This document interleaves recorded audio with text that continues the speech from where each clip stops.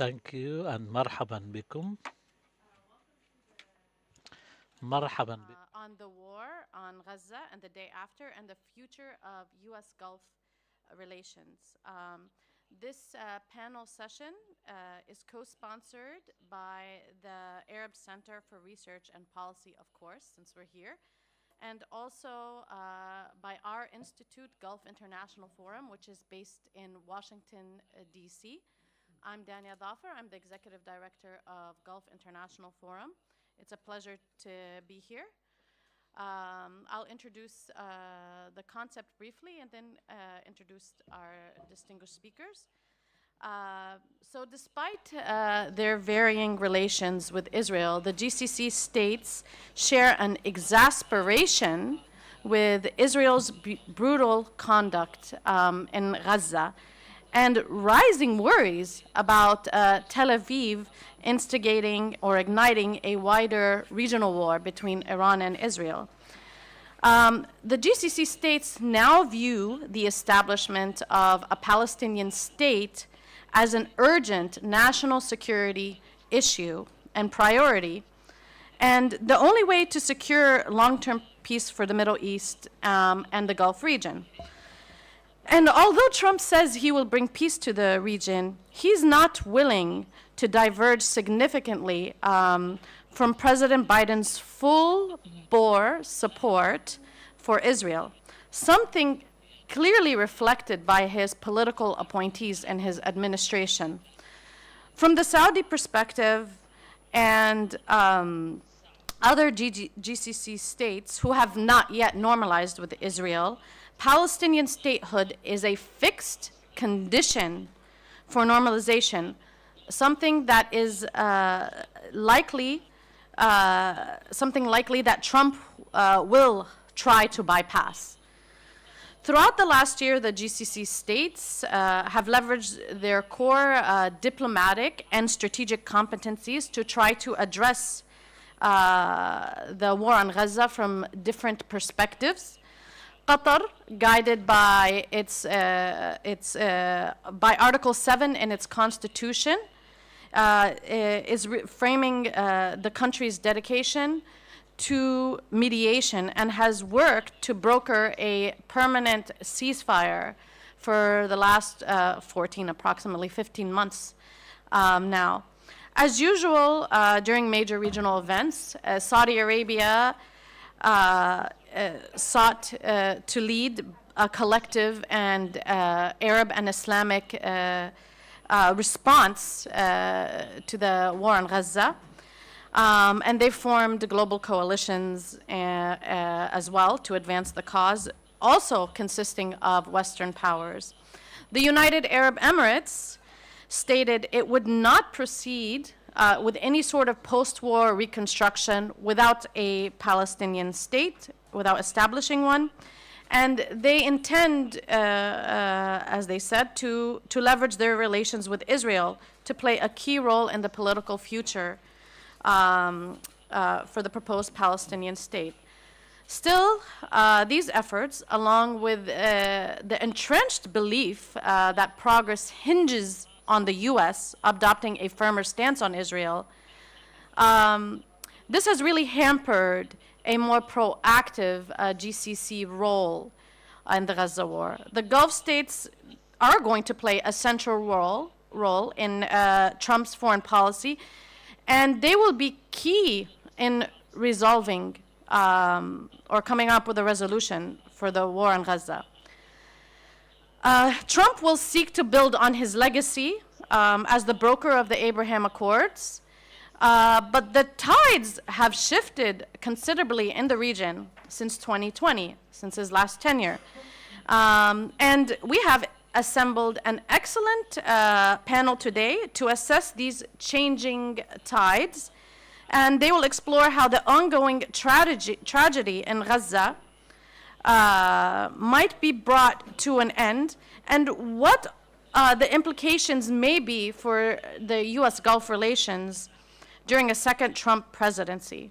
So this panel will specifically address three issues: the war in Gaza and U.S. foreign policy in the Gulf under the Trump administration, how the Trump administration will affect the broader Middle East and U.S. foreign policy specifically, and challenges and balances in Gulf-U.S. relations since the war began. So I will introduce our speakers. Each one is to speak 20 minutes in the order of their speaking, and then we will have a Q&A session at the end. And please keep your questions at three minutes. So I don't want to have to cut you all off. So 3 minutes for the questions. And so I'm going to go ahead and introduce our distinguished speakers.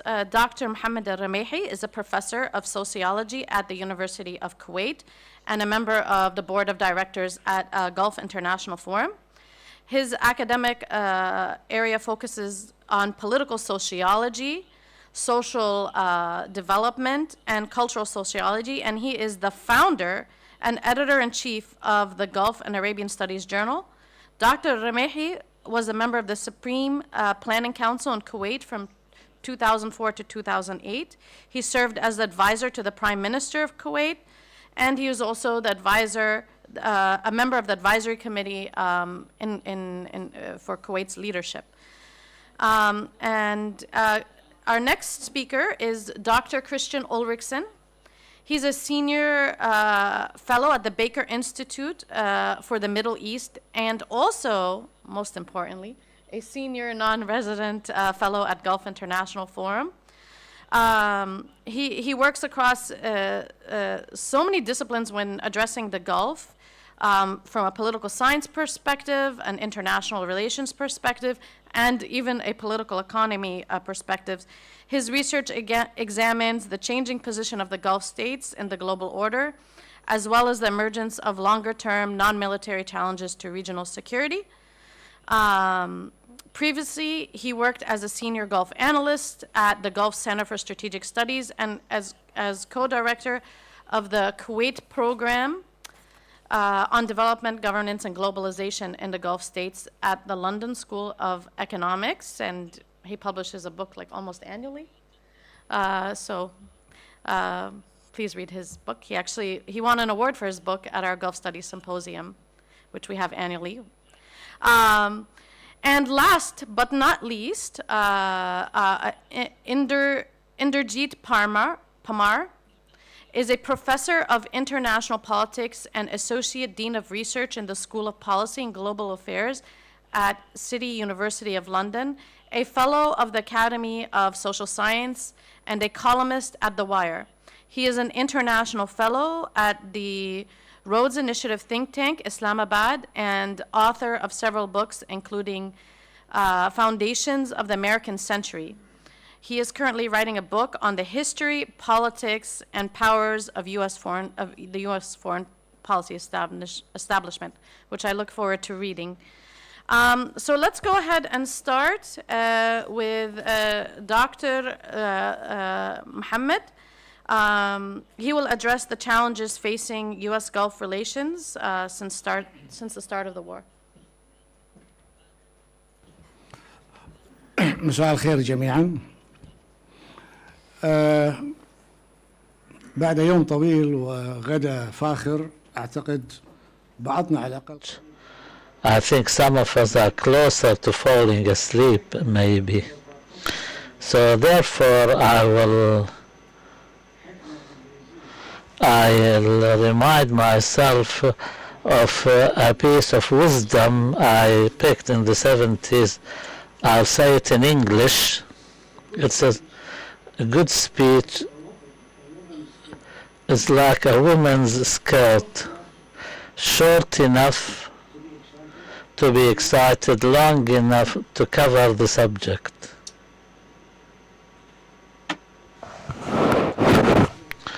Did you understand that? هذا ما سأفعله. I will be speaking, brothers and sisters, about the United States, what is permanent and what is durable and what is changeable. In the Middle East, there's three views of the United States. First, it's absolute evil. Secondly, it's a necessary evil. And thirdly, it's a friend which can be relied on. In my opinion, all three opinions are based on ideological approaches and a lot of passions and emotions. Now we are seeing a spiral fall of politics and a spiral rise of economics. If that happens, it's like putting the horse before the cart, and that is because the economy is the controlling factor of politics in the States and elsewhere. The United States is the most advanced and modernized country in the world, and it has markets everywhere. So the U.S. hegemony on the world is not through military power, but also through its soft power, its economic power.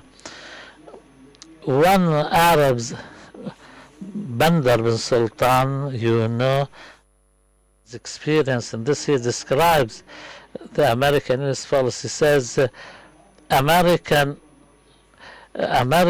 enemies should be wary of America, and America's friends should be wary twice as much of America.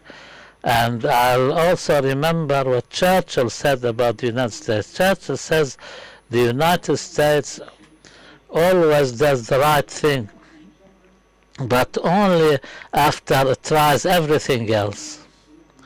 I think if we read about America's behavior after Churchill in Iraq and Afghanistan, they end up doing the right thing, but only after ruining everything.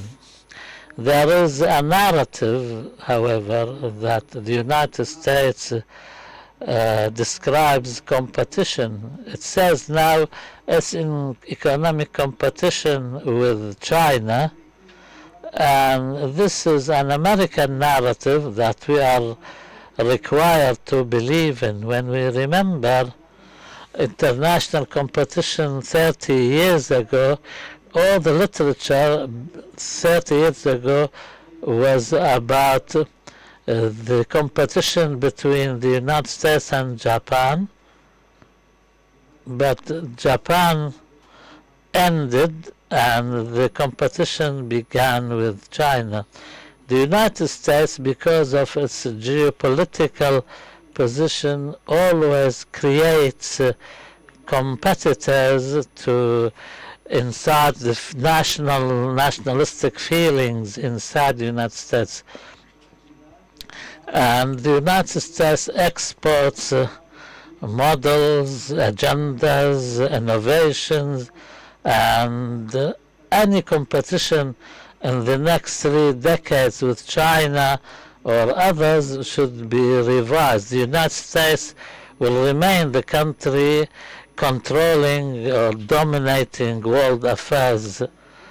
After the 2001 shock and the Manhattan attacks, or 9/11, a journalist of the New York Times, his name is Lee Smith, came to the Middle East. He lived in our area for 4 years. Then he wrote a book called The Strong Horse, Power and Authority and the Struggle of Civilizations. This was in English. Unfortunately, it was not translated into Arabic.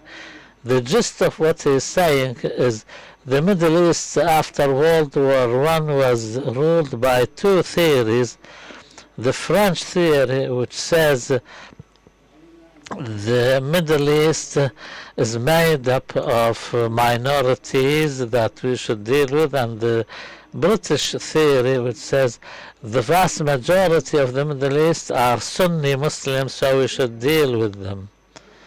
America, when it started dealing with the Middle East, adopted the British theory. The British advised the Americans to adopt the French theory. I think they adopted that in Iraq and in Afghanistan, and dealt only with the minorities. The main idea here is that the American political mind, regardless of persons, it has the freedom to think, to approach problems in a way which is unlimited. It's not bound by ideology or any previous ideas. Now coming to the relationship with the Gulf, despite the fact that there are American bases in many Gulf countries, but they are for deterrence purposes. They are not part of defense agreements. The United States the Gulf countries tried to sign the common defense agreements with America, but the United States doesn't want that, the Congress doesn't want that, and what happened in Asia and South Korea is not repeated here. What they want is forces to serve the interests of the United States, and this is part and parcel of America's view of the Middle East, and just to test the situation and deal with it in accordance to America's interests. According to my information, there are some 60 to 65 members of the Congress who do not agree to a defense pact between the Gulf countries and the United States. You know, in 2019, Iran attacked the Saudi oil installations, but the Americans did not do anything, as we all know. And there is no binding agreement to defend the Gulf. Now that Mr. Trump is on his way back to the White House, it's expected that we will soon be hearing the slogan that in return for the deterrence we supply, you have to pay money. And I say deterrence and not defense. This is the same way Trump forced the Europeans to pay money contributions to the NATO alliance. It will pressurize Trump's administration on the Gulf states in return for the presence of these military bases in the Gulf, but we have to pay more for them. So therefore, the American policies in the future is unpredictable, to say the least. When the Gulf countries have other links with the United States, the biggest investments of the Gulf sovereign funds are in the United States. It's true that with China, the Gulf investments have risen from $20 billion in 2000 to $232 billion in 2022. This is according to the latest figures I have. So much so we have, you know the term petrodollar, now we have petro-yuan. But China has no clause, has no power. China neither now nor in the future can enter into defense pacts. So the United States advice to us is build your own forces, but negotiate your protection. So the defense between Gulf countries or GCC countries, unfortunately until now we do not have a strategic approach. We do not have a common defense from a strategic point of view. Well, at least so far as a military doctrine is concerned, we don't have a unified military doctrine. Also, if we bear in mind that the economic situation in the United States requires support, because for the first time servicing American national debt goes beyond the American defense budget, because public debt is rising rapidly. So for America to protect its national security, it will require money, and this money is available in the Gulf. After stopping the war in Lebanon and in Gaza in the future, I think they will ask the Gulf countries to finance reconstruction. In my opinion, Gulf countries shouldn't do that, except there is one condition, and that is there should be a state, a proper state in Lebanon, and a unified leadership in Palestine. If we repeat what we did in 2006 or in the past, we will end up losing again. Therefore, the elites in the Gulf should take it upon themselves to explain this dilemma to the influencers in the region, and to explain the importance of our relations with America, and to understand it. We expect from Trump's policies through his tweets. Trump in his last administration used to tweet at night and in the morning say to his aides, "Did you see what I tweeted? Go on and implement that." Now we have a vague strategy, or rather shy, if we can call it that, of common defense, which until now has not clear boundaries. Unfortunately, in the Gulf countries, we still have the little tribal considerations which still govern. I don't know how to call this, and be diplomatic about it, that these private and personal interests come before the national interest. So we have to try through common efforts, not individual Gulf efforts, to deal with our relations with the United States, and we may need international partners. What about the threats? We have a country close to us, which is Iran, which wants to be the 9th nuclear power in the world. We have 8 so far. Iran wants to be the 9th for reasons of their own, to exercise more hegemony in the region. And I think here lies the biggest threat. When we read the Iranian literature, we will find that these attempts of hegemony, although some of us underestimate that, I think they are real enough and they should be taken care of.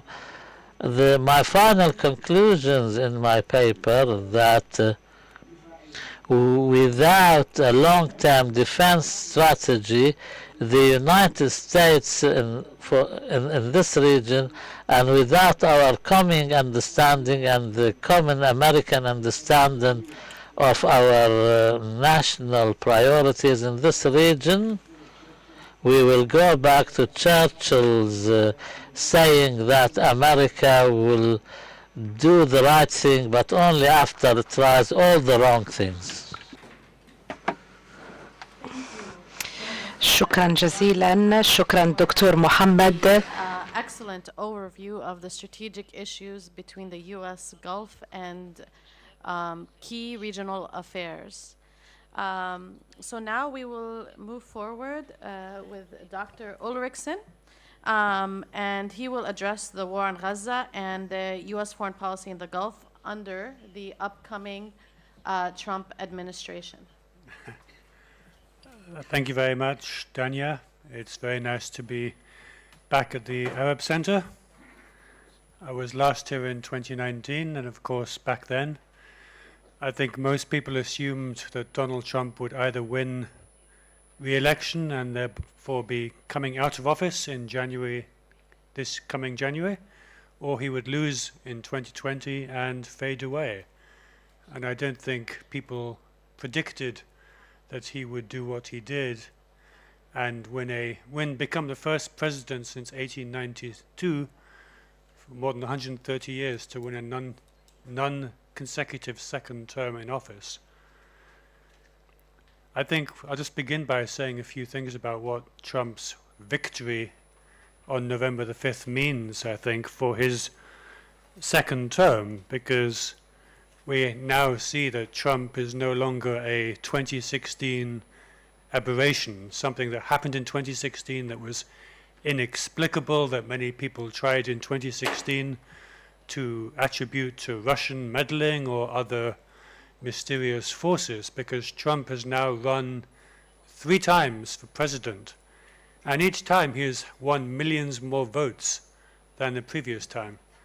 In 2016 he won 63 million votes, in 2020 he won 74 million votes, and so far this year he's almost on 78 million. So Trump is not a one-off.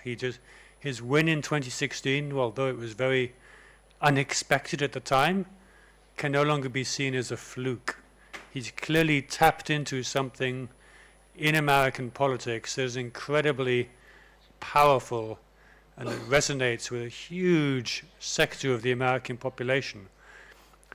Now, whether or not that means that the movement that Trump has mobilized can survive Trump, I think is another matter, because, as Trump likes to say himself, I could shoot someone on Fifth Avenue and it wouldn't make a difference. And I think he's been shown to be right. He can do things that most political leaders, anyone else would do it. They would be career-ending. And we saw in 2022, 2023, when other people like Ron DeSantis in Florida, the governor of Florida, when he tried to be Trump, basically, without being Trump, it was a disaster. He looked like he looked fake. He looked inauthentic. Nobody believed him, and he tanked in the polls and duly failed to challenge Trump. And I suspect that J.D. Vance, the vice president-elect, will suffer a same fate. Can we have Trumpism without Trump is now no longer a hypothetical. It's an issue with an end date. Trump will leave office on January 20th, 2029. I know he's talking a lot about maybe going on and on and on, but politically speaking, it's impossible. He will need a 2/3 majority in the Senate and the House, or 3/4 of all governors, to agree to repeal the 22nd Amendment, limiting to 2 terms. And politically, that's not going to happen. So if we assume that Trump will leave office in 2029, he now has an end date. And I think we're already seeing among Senate Republicans signs that Republicans in the Senate who serve 6-year terms, so many of the senators now already are going to outlast Trump. They are serving until 29 or to 31. In 2 years, the senators will be elected until 2033. They're already beginning to think about what happens next. And we've already seen a couple of signs of pushback from Republicans in the Senate that we wouldn't have seen necessarily in his first term. So Senate Republicans voted for John Thune as the majority leader. He's the most establishment of the candidates. Trump MAGA movement people had heavily pushed Rick Scott from Florida, but he came a distant third. And then just last week, the Attorney General pick, Matt Gaetz, he had to be withdrawn because Senate Republicans made it very clear there was no way he would win confirmation. So even though Trump likes to say now that he's won a landslide, and I think certainly he's made history by becoming the first Republican for 20 years to win the popular vote as well as the Electoral College, and that's an achievement in itself, and he has the Senate now as well, I think we'll see a lot more pushback in the Senate, especially maybe after the midterm elections in 2 years' time. So I think Trump has at most 2 years before political gravity even catches up with him, and he becomes that lame duck in his last 2 years in office that even Obama became in 2014 up until 2016. Now, that doesn't mean that Trump cannot do a lot in his 4 years in office, especially since he's now vowed to not make the mistakes of his first term, when, in his view, his policy agenda was undermined by not having loyalists in charge. And he's made it clear with some of his nominations that he expects to put absolute loyalists in key positions. However, in other positions, including in economic positions, he's gone much more to the center in some of his picks, especially for Treasury Secretary and other sort of very commercial-focused positions. So I think we're seeing a bit of both sides of Trump, the pragmatist, but also the ideologue, and how those two sides interact and play out, I think, will determine a lot of what we see over the next 4 years. There's one more thing, I think, which is relevant, because we all saw how, with Joe Biden, especially this last term, or his only term, Biden aged so quickly once he was in office. Well, Trump, when he takes office, will be 7 months older than Joe Biden was when he took office in January 2021. And Trump already shows some signs of, I wouldn't say necessarily mental decline, he's certainly more vigorous physically than Biden, but this office can age very quickly, and Trump could easily suffer some of the same challenges that Biden very critically undermined Biden's term of office. And with an 82-year-old, well, with a 78-year-old becoming 82 by the time of at the end of his term, and having seen what that did to Joe Biden, I think we all have to think about that might happen to Trump as well. Turning into his foreign policy legacy, the legacy of Biden administration's foreign policy that Donald Trump will now have to engage with, whether he likes it or not. And ironically, because Biden made his career on being the foreign policy expert in the Senate. Biden was for decades on the Foreign Policy Senate Committee. He was its chair for many years. Biden liked to think that he got foreign policy, although many of us in this room will remember that the Biden plan for partitioning Iraq in the mid-2000s would have undoubtedly made the situation in Iraq many times worse rather than better. But Biden convinced himself that he could do foreign policy like few other people could. And so in that sense, it's somewhat ironic that Biden's administration will be remembered for 3 major foreign policy issues, 2 at least of which have been disastrous to the point of dooming his re-election bid. The first was the withdrawal from Afghanistan, not necessarily the desire to withdraw, which after all was a deal agreed by Trump here in Doha in 2020, but the chaotic nature in which it happened, where the US was seen to be unwilling or unable to engage with allies and partners in a productive way. Then, of course, the response to the full-scale Russian invasion of Ukraine, 6 months later in February 2022. But of course, above all, and why we're here today talking about it, the response to the war on Gaza for the last 14 months. I'd just like to say a few words about how I see those linking together, because they've done incredible damage, in my view, to the credibility of the US as an upholder of the international rules-based order. And one might say, well, that's always been the case if you knew where to look. And clearly the issue of Israel and Palestine was a constant issue where the US would often be at odds with its stated declarations in support of international rules-based systems. But it just so happened that the war on Gaza began 18 months after the US had spent, well, the US had spent the previous 18 months almost lecturing the rest of the world on the need to stand up to Russian aggression in Ukraine, the need for international institutions to hold Russian leadership accountable, for the ICC, for other international entities to stand up and be counted. And it was to the administration's discredit that when this situation flipped on its head, and it was a US ally, and not just any US ally, but the closest US ally that was now charged with some of the same acts and even crimes of aggression, it was then shown to be very much too two sort of standards at operation. I mean, already before 2023, we had seen signs that not just the Gulf or the Middle East, but much of the global South didn't see Russia and Ukraine in the same way that the US and Western European states saw it. There was already a divergence. And Gaza has really kind of widened that divergence many, many times over. I mean, I live in the US. I'm not American, but I live in the US. And I'd like to think that I have enough of an outsider's perspective to try to not get sucked in too much into trying to kind of take sides in US politics. But it's just my reading of, I'm talking to people in Washington, D.C. Of course, Daniel will know much more about this than I do, but I just get the impression that people in the Beltway bubble within Washington, D.C.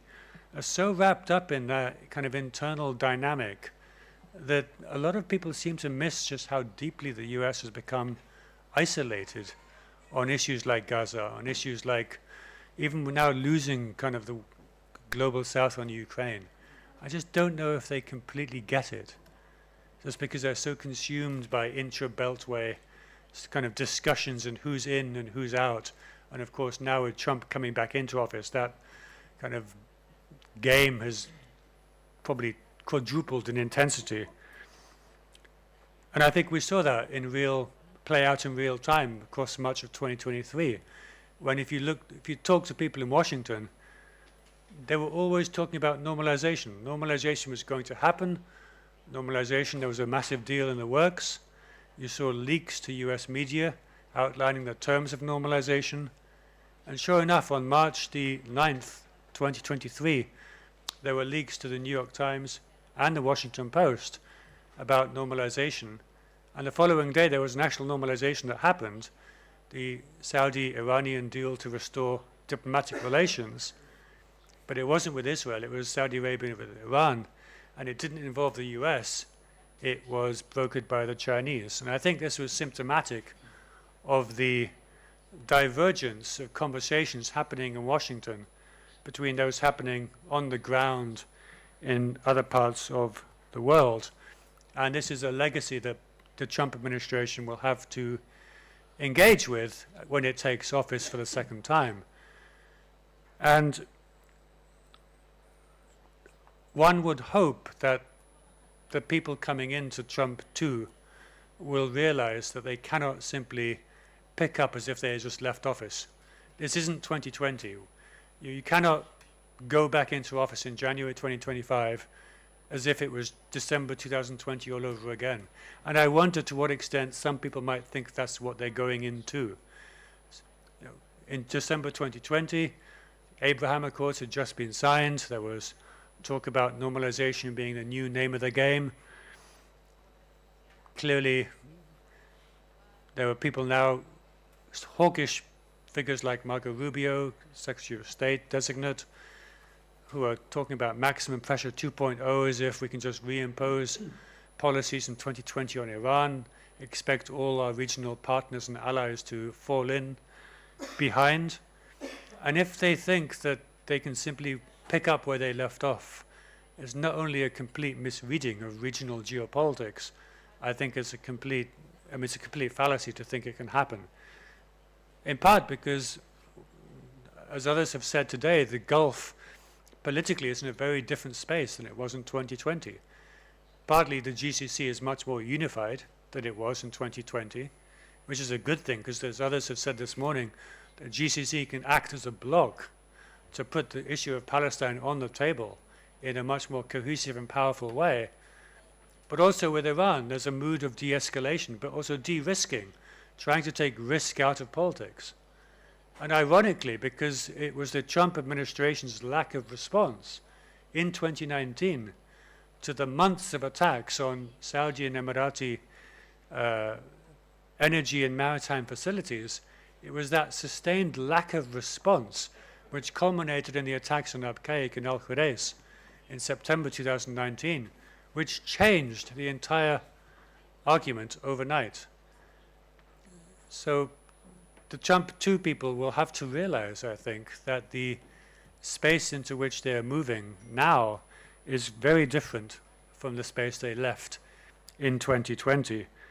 Now, we've all seen, clearly in the Gulf, you've seen it more than anyone else, how transactional Trump can be, and how he can be unpredictable, volatile, change his mind, and literally take or make statements that throw the entire basis of US policy on its head.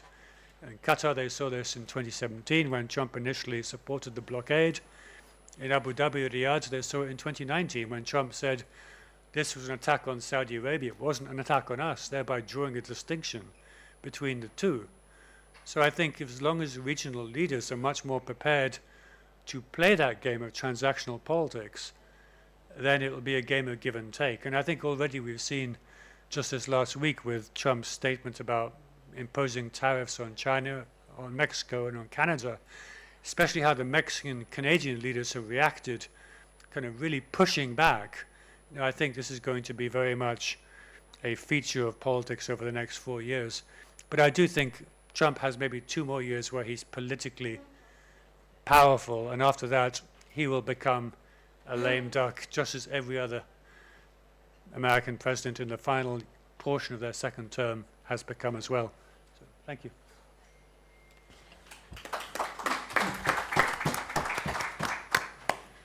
Thank you so much, Christian, for your insightful perspectives and trying to make sense of what's upcoming under the Trump administration. And we'll go ahead with our third speaker, Dr. Parmar, and he's going to talk about U.S. foreign policy, the logic behind it, and perhaps touch on a little bit towards the end about its implications for the Middle East. So we look forward to hearing your view. Okay, thank you very much. I've already learned a great deal about the Gulf area. It's not my area of interest or research. My area has been largely the United States as a world power, how it came to be a world power from one which was much more inward-looking around 100 years ago, but particularly at the American foreign policy establishment and its kind of principles, its composition, its mindsets, and its activities, and how it's changed, and if you like, maybe even not split necessarily, but certainly debates and gaps between different elements of that establishment have kind of developed. The US clearly is implicated in practically every comment and presentation I've heard this morning, just now, in the questions and contributions from the floor, in each of the interventions that people have made. And I guess my kind of principal contribution here, if there is anything, is to kind of outline what the nature of that establishment is, and what the traditional foreign policy establishment kind of made up and stood for, and how that effectively has gone into crisis, and that we're in a period of crisis and change, the outcome of which I think is probably not fully known because so many other factors have changed as well. So I'm just going to kind of belt it out, and you can make whatever you like of it.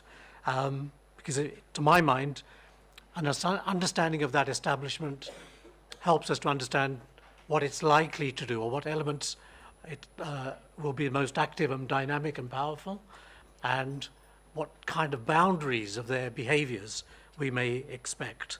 And I'll finish up a little bit with the current sort of different so-called tribes within the Republican Party, which may be vying with each other for attention and for influence in the Trump administration. My remarks are entitled, "The American Foreign Policy Establishment, the Engine Room of Empire, is in Crisis and Flux." And I think that sums up my own position on the question. So what I would argue is that Trump's re-election indicates a deep crisis of the United States as a political system, but also of the American empire, especially its liberal international order and system, which it has dominated and architected since 1945. But there's a world in flux too, within which the United States operates, and within which this liberal international system operates. In addition to that, there are more powerful voices, popular voices, within the United States, but also around the world, which are having an effect, which are challenging the effects of the long-term neoliberal project of globalization, which has led to inequality and poverty. But also there's a whole range of rising and emerging economies and regional powers and blocs, which are too powerful now to accept American or Western diktat, but at the same time want more voice in that order, but at the same time are not weak, not strong enough to go it alone.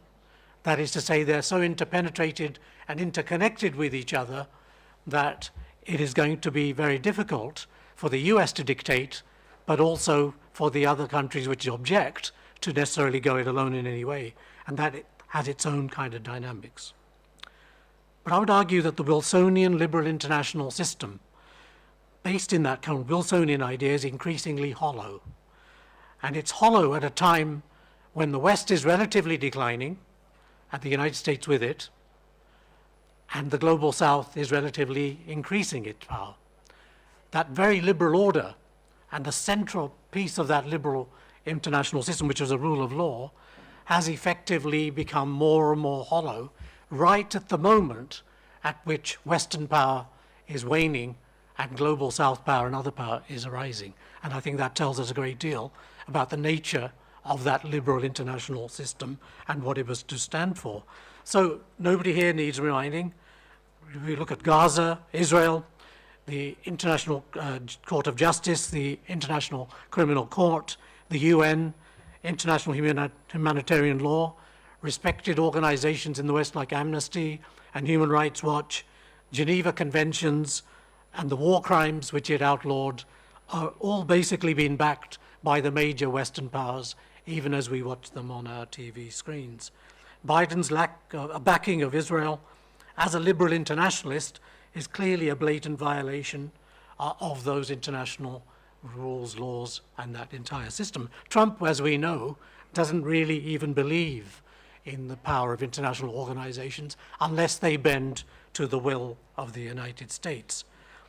Trump, to an important extent, and we look at Agenda 47, which is the official manifesto of the Republican Party, Agenda 47, one of the items in that is that he claims to be an anti-war candidate. He is against, he says, the national security industrial complex. He is against the America Last warmongers. He is against the deep state. And that American foreign policy establishment, which is what he's describing, is made up of Democrats, which is the kind of leading supporter and the original founder of the liberal order, the so-called rhinos, the Republicans in name only, a rump of whom remain very important, and as Christian says, they may well become more important in the future. And there's the entire military-industrial complex, which is really in the popular level, but also within the foreign policy elites and the circles which make those up. And that's, if you like, evidenced by the 2020 election. In that election, for the first time, both main political party candidates stood against forever wars and endless wars. They both, in their manifestos, stood on those kind of questions. But of course, we know that Biden, by 2022, the Ukraine war breaks out, then the Gaza war breaks out. He's been supplying arms to Taiwan on a more liberal basis. And that is to say, despite the recognition of the fact there are big changes afoot, world level, within the American foreign policy establishment, and popularly within the United States, across voters of both political parties, that kind of whole trend has been thrown into crisis again as a result of the things that Biden has would see himself as forced to do. But I would argue that the crisis should be seen as Antonio Gramsci would have seen crisis. It is not only a kind of route to the bottom, but a crisis is also a moment of rethinking, reconstruction, and a kind of renewal and re-evaluation of where any particular entity, polity, or state might be going. That is to say, you may get